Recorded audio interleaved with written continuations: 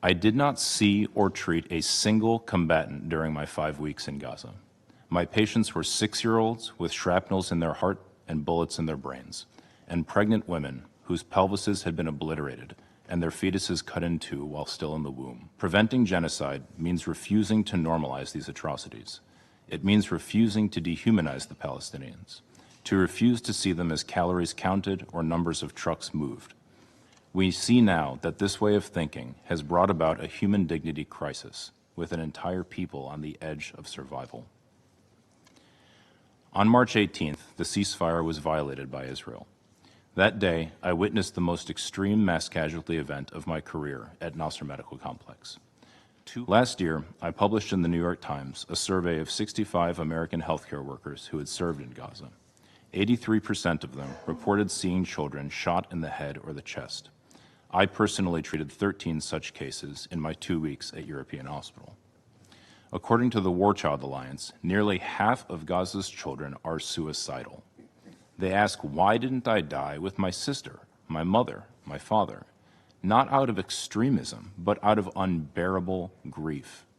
I wonder if any member of this council has ever met a 5-year-old child who no longer wants to live. I now give the floor to Dr. Feroze Sidhwa. Please.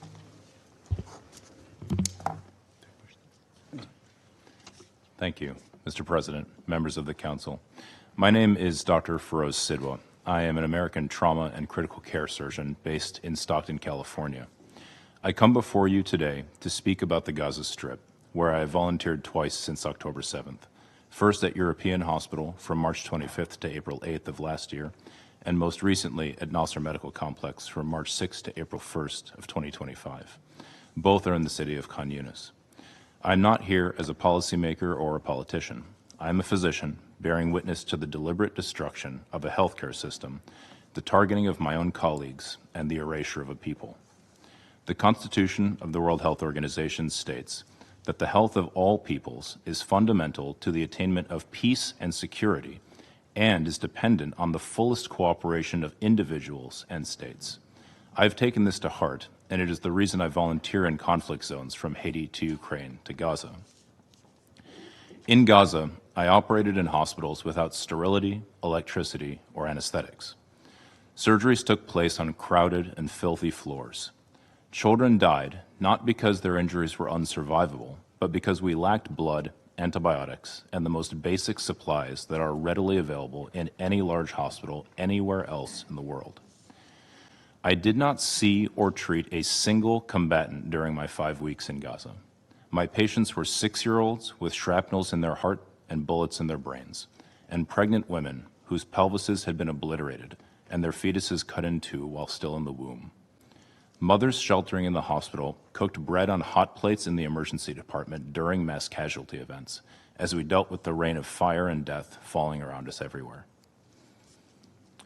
Mr. President, the foundations of life in Gaza, family, health, and community, have been shattered. The medical system has not failed. It has been systematically dismantled through a sustained military campaign that has willfully violated international humanitarian law. Civilians are now dying not just from the constant airstrikes, but from acute malnutrition, sepsis, exposure, and despair. Between my 2 visits to Gaza, I witnessed a sharp decline in patients' health, driven not just by injury, but by worsening hunger and malnutrition that left their bodies weaker, their wounds slower to heal, and their survival far less certain. And let's not forget, this is a man-made catastrophe. It is entirely preventable. Participating in it or not, allowing it to happen is a choice. This is a deliberate denial of conditions necessary for life: food, shelter, water, and medicine.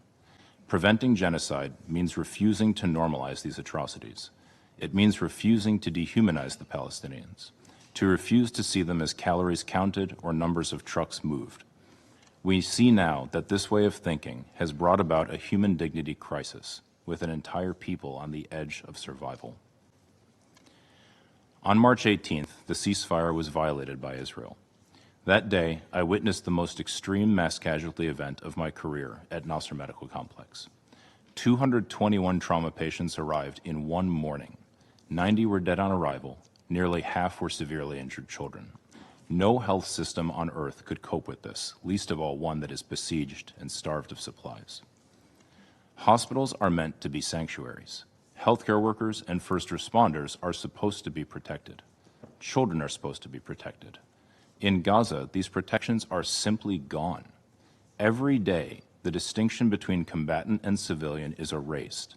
Most of my patients were preteen children, their bodies shattered by explosives and torn by flying metal. Many died.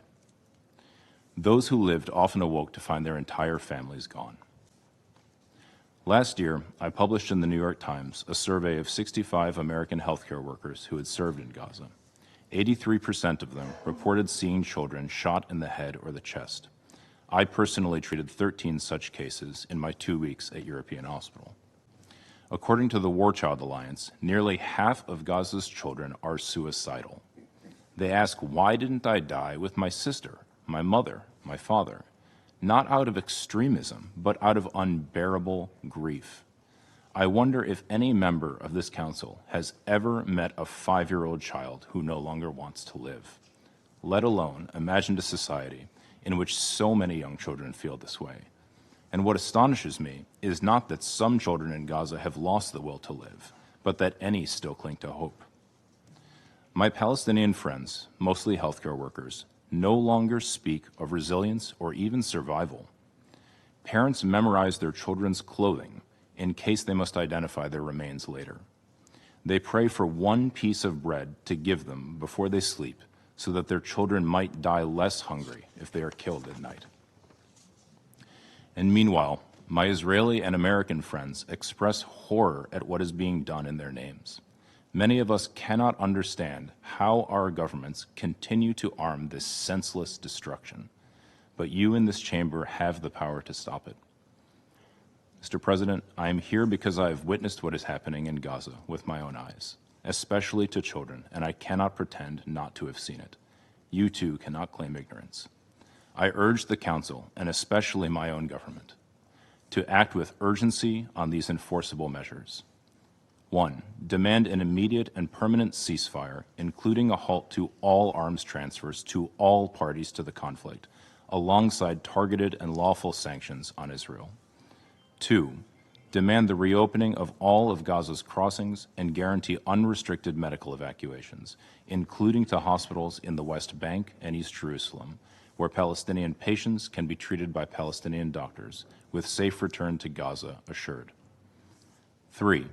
Guarantee sustained humanitarian access throughout Gaza, allowing all essential supplies, shelter, food, water, fuel, and medical supplies, to reach all people in need. 4. Strongly and explicitly reject the weaponization and politicization of aid embodied by the Gaza Humanitarian Foundation, whose executive director, a veteran of the U.S. Marine Corps, publicly resigned on Sunday, citing the foundation's lack of adherence to humanitarian principles. We must affirm support for existing UN mechanisms, back UNRWA, and ensure NGOs with expertise in reaching and providing specialized care to those in need have unimpeded, full access. 5. The immediate and unconditional release of all hostages. 6. The immediate and unconditional release of all healthcare workers, including Dr. Hussam Abu Sufia, now held in Israeli detention for more than 150 days. And 7. Without delay, uphold the UN Charter and act now to prevent genocide. One day, Gaza survivors may have a record of the empty promises made by the members of this council as their wounds deepened and their lives were lost. If this council remains silent and fails to act now, that record will stand as a testament to a global failure to provide urgent care and to the collapse of our collective conscience. I'm pleading with you to do what you were entrusted to do, to protect international peace and security, and to prevent irreversible harm. The steps I mentioned are the very least that is needed. I'm asking my own government's representative to hear the voices of the majority of Americans who are calling for the same. If this continues, there will be no Palestinian doctors left, no one to care for the sick and wounded. There will be no Palestinians left to rebuild the healthcare system. We are losing a generation before our eyes, condemning people to die of hunger, disease, and despair, deaths that could be easily prevented. Thank you.